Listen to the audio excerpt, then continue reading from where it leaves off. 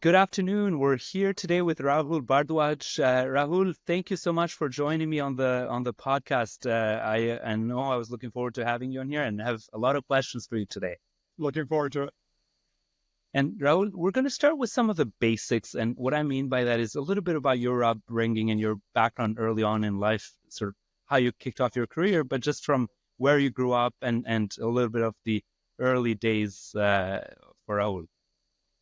Well, thanks for asking. It's been an interesting journey. Grew up and born and raised in London, England. So I grew up at the time of the Beatles in London, England, and moved to London, Ontario, of all places, in 1968.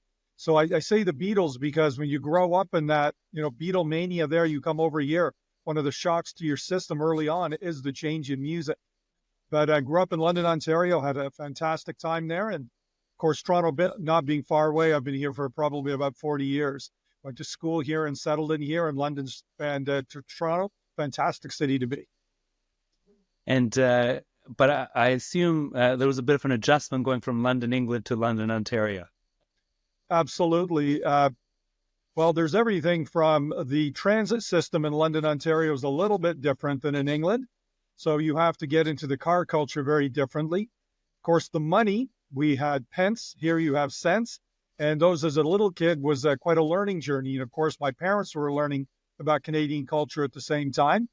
And I have so many stories around hockey I can't begin to tell you. But when you show up in London, Ontario, the year after the Leafs won their Stanley Cup, it's a hotbed of hockey, and I had to jump into it really quickly. I tell you, somebody should have told my parents, so it helps to sharpen your skates. Well, and I think it's something we should mention to any newcomers to Canada, Robert, because it's I don't think it comes natural to know that we should know how to do this. Oh, and at least you had the same river, so it was Thames River in both. Exactly. Lots of city streets, the same. So, and growing up, who do you think had the biggest influence on you? That's a really good question because so many of us are, really blessed to have people who, at points in our lives have pointed us in the right direction or just helped us through a door that could have been a little bit challenging. And, I think about in London, I had so many good teachers, to be honest with you, along the way, and coaches. I became a huge basketball fan. I had some great coaches in that space. And I had some quirky teachers in high school. One of the things I did was I studied Latin for 5 years. I went to a Catholic high school, which was unusual coming from a Hindu family, but nevertheless, it was an extraordinary education. You learn a lot about culture along the way. And the quirky teachers, for those who've taken Latin, you'll know that there are lots of jokes in Latin, which is a strange thing to say, but it's a little bit of a hook that you remember. And I had a particular teacher who became my high school principal who had a real love for English and history. And he also had a very strange way of testing you. And he was very fond of true false tests where you right subtract the wrong. So you cannot guess because you can possibly get a negative mark. Because you got 100% if you got them all right or 100% if you got them all wrong. Take your pick. It's a very interesting method, and I think it can certainly influence learning in a very different way. And Raul, just thinking through, you went through those early days. Then, what did the sort of university and then the early start of your career look like? I had the pleasure of going to University of Toronto, and when I arrived, in my age group, and at that time, many of us were looking at sciences as a way to go. I studied a little bit of sciences, a little bit of economics, and I think I liked economics more than economics liked me. And one of the professors, in fact, went out of his way in a very remarkable little moment to suggest that the philosophy department was across King's College Circle, and maybe I wanted to visit there. And lo and behold, that's what I did. I graduated in philosophy from the University of Toronto before I went to law school. And for those who ever question a liberal arts education or the value of philosophy, studying philosophy, I can't begin to tell you how I probably reach into that bag more than anything that I ever could have imagined, and particularly at this age and stage of my life. Well, and Raul, I had a university professor that taught physics, British gentleman, who had a PhD in philosophy and physics. And I was like, how does it happen? Like, what do the two have to do with one another? And then I asked him that one day, and his answer was not dissimilar to yours. He said, you'd be surprised how often that deep thinking can apply to natural sciences just as much. They're a lot more related than people realize.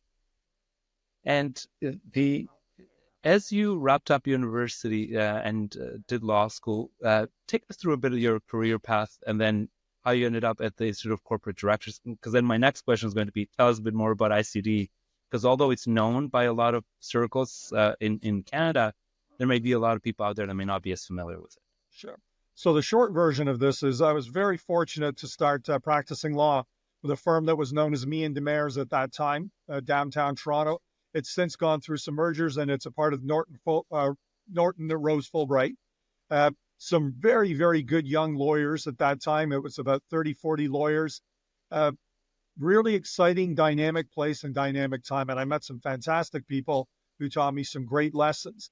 And along the way, I was once again, a door opened and I started getting more involved in, I would say, city work, particularly through my board work at the United Way of Toronto, of Greater Toronto at the time. And Ann Golden was the CEO. It's a very dynamic time. The board was made up of people who are experienced business leaders and civic leaders in Toronto. And it was a blessing to be around that table, both to get to know about the issues facing the city of Toronto and how people come together to develop solutions, but also the language of leaderships and a little bit about the culture of Toronto, both in the good and, well, the areas that can be improved upon. But as it happened, it also coincided a couple of years later with the Toronto 2008 Olympic bid, which started to build momentum, particularly under the leadership of David Crombie and then as John Bitov, who became the CEO. But it became a convening of all of Toronto's leadership to try to host this extraordinary event, a global event that could really reshape our city. And I was very privileged to be a part of the early conversations around that, where completely unbeknownst to me, turned into an opportunity to work as a vice president of the Olympic bid. So if you can imagine, you take a step away from law into suddenly the city building and nation building space. And it's a remarkable experience because you're meeting people of all sorts of different walks of life. You're learning about the political, you're learning about the how cities work, the province, the federal, how the funding, the sports, how the global, all of that starts to come together. And I recall that there was a time during the Olympic bid where, somebody made the point that we were building the next generation of leadership. And I thought, oh, that's interesting. And it never really dawned on me until years later, how many of the people that I was involved with have gone on to do significant leadership roles. And it could be sport, could be city, could be anywhere. And we still get together, quarterly or at least twice a year to get together. And it's really neat to see where people have gone and their own journeys through city building and nation building. But after that, I chose not to go back to law.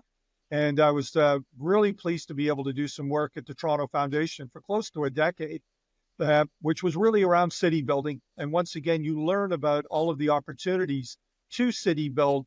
And once again, the focus is around leadership.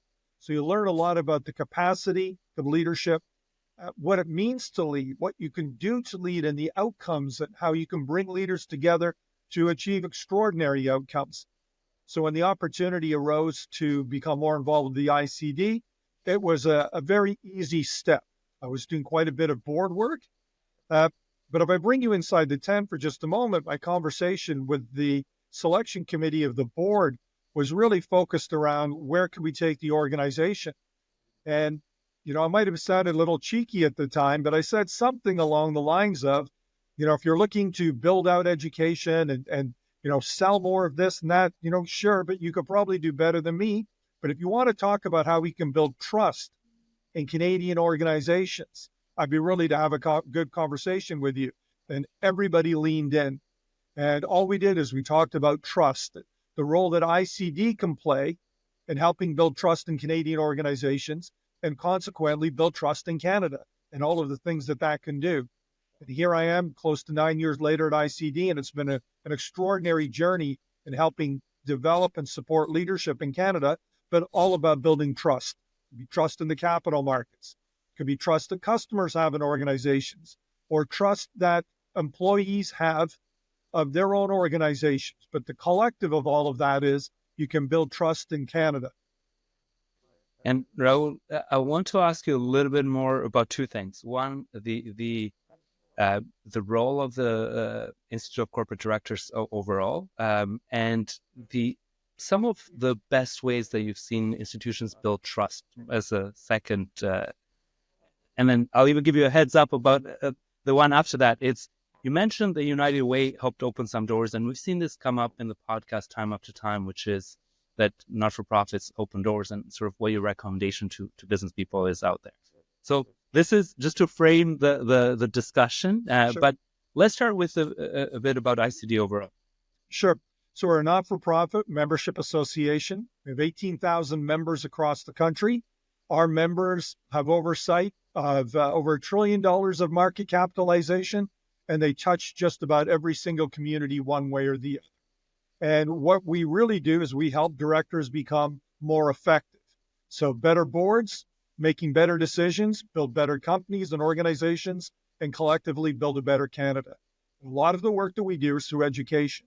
So many of our members and the public will know about our directors education program that we do with Rotman as our key partner from the University of Toronto. Of course, they've built out a network of business schools across the country where we actually deliver the director's education program through our partnership at Rotman. It's been a long-standing partnership, 20 years, fantastic relationship, and thousands of directors and aspiring directors have taken the director's education program to help build their toolkit to be better directors and more effective directors, whether that's in the Crown Credit Union. We have members from the not-for-profit, and of course, we have a lot of corporate members in public companies and private companies as well. So it's all about helping directors be more effective at what they do in the boardroom. And who should consider signing up, Rahul? When we think of, I know you have a big followership and a lot of, I've seen a lot of cohorts, and I see when they graduated, the excitement on LinkedIn, et cetera. But who should consider doing it, and at what stage in their career? That's a great question. So the Director's Education Program is only one of the programs we have. We have members who are involved in our Governance Essentials program, which could be focused at individuals who don't have any board experience or who are not focused on corporate boards. We also have a host or suite of short courses. So, of course, we want to make sure that directors are, well skilled and prepared for what's happening now. So what about oversight of artificial intelligence or oversight of cyber risk, things like that? So we've got a host of courses that people can take around ESG, culture, audit, all of the things that will help them be more effective. But you don't have to have taken the director's education program necessarily to do that. It helps to do that. But people who are interested in getting the ICD.D designation, which you'll get through the director's education program at ICD, these are individuals that typically have some experience in the boardroom. And now's an opportunity to work with others who've also got experience to really learn about the nuts and bolts of being a director through case studies. And the look on attendee spaces is extraordinary. They tend to be mid to late career individuals, and they're corporate executives who've got a lot of time and experience as executives. Sometimes they've been reporting into boards as well.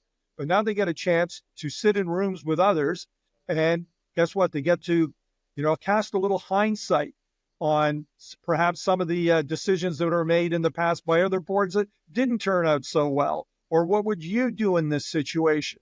Or how does one look at data today compared to before? What about tone at the top and leadership? How do you as a director bring all of that to the boardroom? And when the course is finished, guess what? There's an examination as well. So you actually are in a mock, for lack of a better word, board situation. And you know what? You're expected to put on your director's hat. You know what? You might be a CFO, but we don't want a financial analyst. We don't want a legal analysis either. But can you put on the director's hat and take the director lens perspective on helping to work through these issues? And that's what we'll teach them through the director's education program. That makes a lot of sense. And that also means the spectrum of career where a lot of the individuals may be is quite broad, and they frankly should consider it relatively early in their career, not necessarily. I see a lot of people thinking of it perhaps a bit more maturely in their career, thinking as a next step, joining certain boards, etc. Whereas the power I've seen is that this is very helpful, whether you're on a not-for-profit board, whether it's for-profit, and really at various stages of career of a profession. That's a great point, Gary. And people often ask me, what's the path to ultimately getting onto a board? And of course, there's so many different types of boards as well. And then I understand that there are a lot of folks that want to be able to, tap into that leadership opportunity at some point. But I remind people that, it's really important to understand the industry that you're getting involved with when you're going to go onto a board. You've got a very important role. You have an obligation to understand the business, the strategy, the context. You have oversight of culture, strategy, and risk. This is very important that you understand the context within which you're operating. But for younger executives, I often say, if you really want to build that board muscle and start to learn about the language and the processes, get involved in something that you've got a passion about. It could be your local, it could be your hockey group in your community. It could be a local charity. You could have had something that, touched your family, where there's a not-for-profit out there that's serving it. And you can reach out, you can work with those groups in a governance capacity. And now you can learn what good governance, perhaps, where not so good governance looks like at time. Now you can benefit from really getting behind something you and others care about, and you learn from other leaders at the same time. So that's not necessarily the only path, but especially if you're young in your career, it's a great way to start to learn the language. No, and that's such an important tip, Rahul. And we'll get back to asking you some more tips for professionals later on. I do want to get back to one of the points we made earlier, which is trust in institutions. So, and how have you seen institutions gain trust, and what are some of the things that they should consider doing to have that trust in their various stakeholders? So this is a really big question to ask. And we've seen how easy it is to lose trust. It's really challenging to build trust. And once you build it, it doesn't take much to lose it either. You only need to look at the political context that we're speaking within right now. We know that there are corporate issues that are showing up. There are questions about everything from character to decisions that are popping up when you read the news. So it's a challenging time. And in a time of misinformation and social media, it's really even accelerated. So trust is the lifeblood of corporate governance and the lifeblood of governance nonetheless. So it's a real challenge, but it's something you can focus on, and it's important to do that. And we've actually got in partnership with a couple of folks, including over at Environics and Raman, developed a trust toolkit. So if you go to our website at icd.ca, amongst the toolkits, we actually have one. And this is aimed specifically at the board, and they would answer your question by saying, this is the type of conversation a board needs to have to talk about what are the elements of trust in our organization and what can we do to actually impact and influence it. Because if you don't turn your eye to it, you might not be focused on it enough. And if you're looking at it, chances are you might have actually lost it already. And that's not the time to be looking at it. You want to get ahead of that story. So this is the type of thing that a board could take to a board retreat and look at the elements of trust and say, how does that, fit into our organization? How does that fit into our oversight as a board? What can we do to engender trust? And then you start to take it apart and say, well, what are we talking about trust? If you're talking about a public company, you're talking about the trust of the regulators, perhaps. How about trust of the capital markets and investors? What about trust of customers? Extremely important. Trust of your employees. And of course, if you take it into the not-for-profit world, you won't be surprised that so many not-for-profits are delivering services to stakeholders. It's very important that that community of stakeholders has trust in the organization and its leadership. So this trust toolkit will create a bit of a framework for boards to talk about it so they can actually put it in the context of their particular organization. No, I really appreciate that concise summary, Raul, because I know, to your point, it's a big question, and to think of it in a framework, it's very important. And I think that toolkit provides really good avenue to do some status checking and not making assumptions around where things stand. And the other question that I had for you from the round that I mentioned earlier was getting involved with not-for-profits. And really where I'm going with this, role is we've heard this on this podcast time after time, where many of the guests on the podcast have spoken about how much being involved in not-for-profits did for them. It's a great way to give back to the community, but how much they got out of it personally. What are your thoughts on it, and what advice would you have for anyone considering getting involved in not-for-profits? And if they're not considering, should they consider it? Sure. Well, the easy one, yes, you should consider it. If I take the lens back for a minute, I think, among the many strengths that we have as a nation in Canada, and when I think about everything from the majestic beauty and the nature, for sure, but culturally, things like healthcare, public education, and volunteerism. Volunteerism is remarkable in this country, and it's a real gift that we have.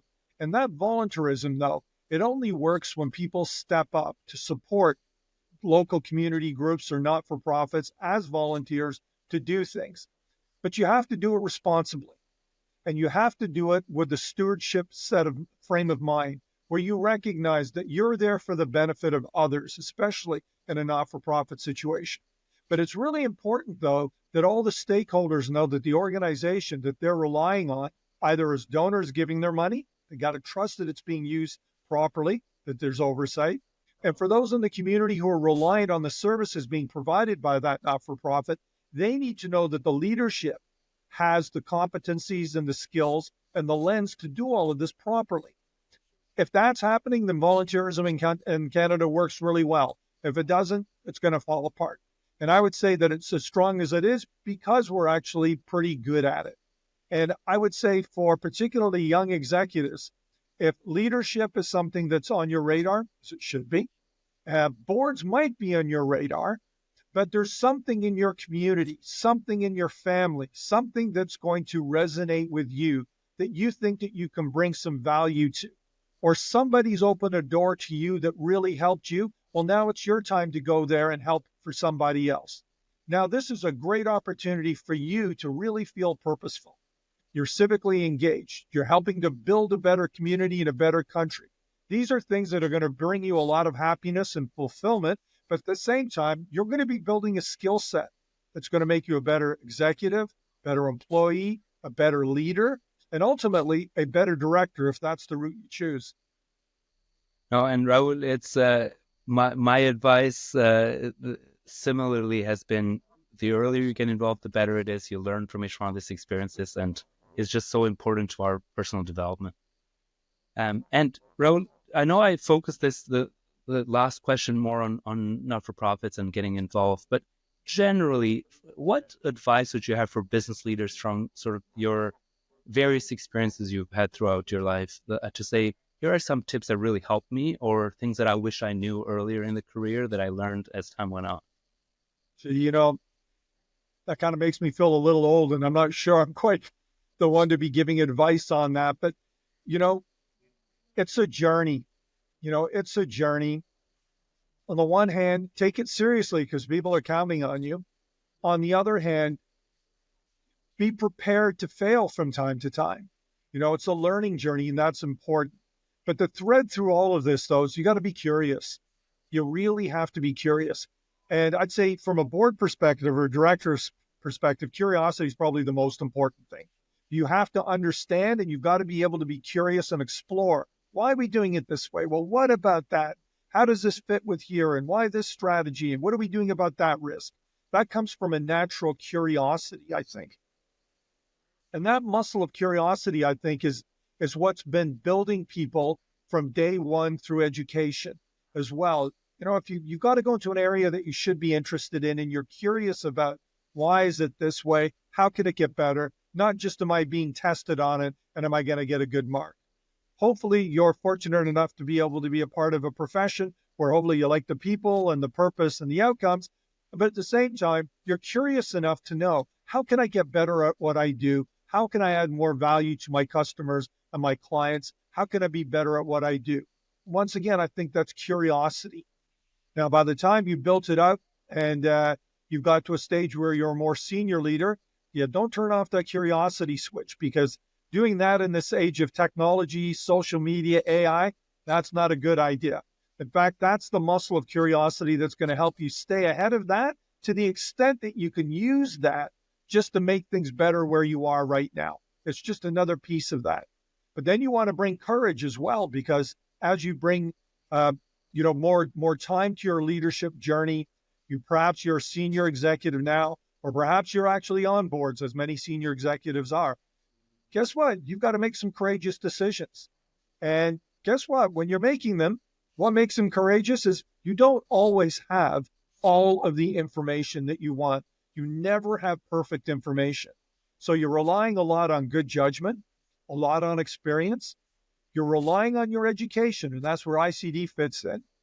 And you're relying on the quality of the directors on your board around you. So it's got to be a collaborative effort, but you've got to be courageous, because you're going to be making tough decisions from time to time in an environment where you don't have perfect knowledge. So from a backwards looking scenario, it's early on in your career, embrace learning opportunities. Get ready to feel uncomfortable, because that's how you're always going to feel, that you never have enough information to make the perfect decision. Get used to it, because that's the part of leadership. And take as many opportunities as you can to explore that curiosity. And hopefully you can link that with your leadership, and that'll take you to some very interesting places.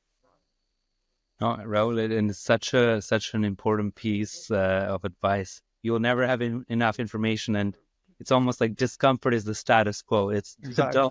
don't seek for that. Oh, if I do this, I'll get to that comfort level, because it's continuous by definition. Yeah. And If you're feeling uncomfortable, you're probably in the right place. and if you are comfortable, chances are you should be doing something else. Exactly. You got to disrupt yourself, because if you don't disrupt yourself, trust me, the environment will. Well, and it's, I mean, you made the point, especially in the age of technology we are today, things are changing at a pace that is unprecedented. And it's a lot to unpack there. I'm glad that this is an episode that people can go and sort of change by 30-second increments and re-listen to some of this, because I think it's a lot of learnings packed very concisely, which we're appreciative of. And Raul, the next question I have for you is about governance more generally. And this question is, where do you think it's evolved? What does that evolution look like over the next 5-10 years? And I know it's harder to think much more beyond that, but we've seen governance evolve where the importance of certain items, for example, can evolve a bit with time, where what is more a higher priority can shift a bit with time. How do you see that? How do you see that over the next 5 to 10 years? It's a great question, because that's the one that sort of keeps me up at night. It's going to continue to become more and more relevant. It's always been super relevant. But if you look at governance in the broadest sense within, let's say, the political world, and here we are shortly after the U.S. election, you'll see the disruption, or creative destruction for that matter, is sort of the order of, at least, the elections and the governance that we're seeing globally within, globalization generally. Things are going to be very disruptive. So geopolitical uncertainty is a guarantee for a while now. That being said, that's the context within which corporate governance will exist. In other words, if you're on the board of a company, whether it's a multinational, local, for that matter, even a not-for-profit, the ripple effects from geopolitics and technological change are going to impact for sure. So that says you've got to get used to being disrupted. So uncertainty, as we sort of talked about a little bit earlier, is the status quo. It's get used to it. It's going to be there. Then throw in more technological change, more uncertainty. Throw in regulatory change, throw in climate change. And you hear the word change, change, change, change, change. Investors have got requests. They want to know about more disclosure, whether it's around climate or whether it's different type of disclosure relating to, how you're deciding to make your capital allocations. Just disclosure and where regulators are going, what stakeholders are expecting, whether it's engaging with stakeholders such as indigenous groups, or whether it's shareholder activism in the public sphere, or whether it's long-term investment versus short-term investment. There are a lot of pressures that corporate leadership are going to have to deal with. Clearly, political leadership has to deal with it. And when you're in the boardroom, you've got to be sensitive to all of these things. And once again, this is sort of what we do at ICD. This is why we have 18,000 members. We're what we call the director lens. We'll help shape and interpret. Why do you need to know about geopolitics? What's going on in AI? How is technology actually disrupting? What's the impact on a workforce of hybrid? What is this doing to C-suite leadership, and what should you be thinking about? By the way, what about compensation? Does that fit in here? How do you decide what good looks like? So all of those are just little snippets of oversight of culture, strategy, and risk, which is what boards have primary duty over. That's core to deciding what's in the best interest of the corporation, is knowing those things. And those are going to be even more important as we go through these sort of choppy times geopolitically and economically. No, and Raul, I think that's a really good framework to think through. And I think it'll get people all our listeners to really think a bit about how they plan for the future and why it's important to learn about all those subtopics you just talked about, because those are all elements in this continuous change that we're going to experience. I will pivot to a part of our podcast that we call the rapid fire question. So the way this looks like is I ask a question, nothing to overthink about, first thing that comes to mind, one word or so, and we'll go from there. But let me start with the first one. What is your favorite word? Right. Okay. I'm not going to be great. That so depends on my mood. That's such one of those mood enhancing, depends on the vibe I've got at any given time. We should say your favorite word is it depends. It depends. It depends. That's a very lawyer answer, and it adds up with the education. What word do you hate? We talked about that once before, and it stuck in my mind. Once again, it depends on the mood. But what has been really sort of getting in my mind is, words that end with shun, that start to lose their meaning. It seems like every couple of years there's a new shun word out there: innovation, collaboration, and all super important words. Don't get me wrong, but there are a lot of words that are very important that are starting to lose their meaning. And on the one hand, you've got people that think about, like, trust is a great word, by the way. I love that word, but it means so many different things to so many different people. And I think that we're talking about words. We're in a time that's really challenging when people mean very different things by it. And after a while, in some cases, they almost lose their meaning. That's very disappointing. And it's true, because, especially the trust in, to narrow the definition to trust in institutions can be very different than trust in other contexts. Yeah. What word do you have a hard time pronouncing, if any? That's funny. So I'm going to go back into my childhood. This is a strange one. Growing up in London, Ontario, I was a part of the Cub Scouts. You remember the Boy Scouts? Well, I was a Cub Scout. And we used to have our Cub Scout meetings, out of all places, a Presbyterian church. And as a little boy, I get dropped off and I go by. I could not say that word. I could not say that word. And of course, now you can tell I can say that word because it bothered me for a long, long time. I could not say Presbyterian.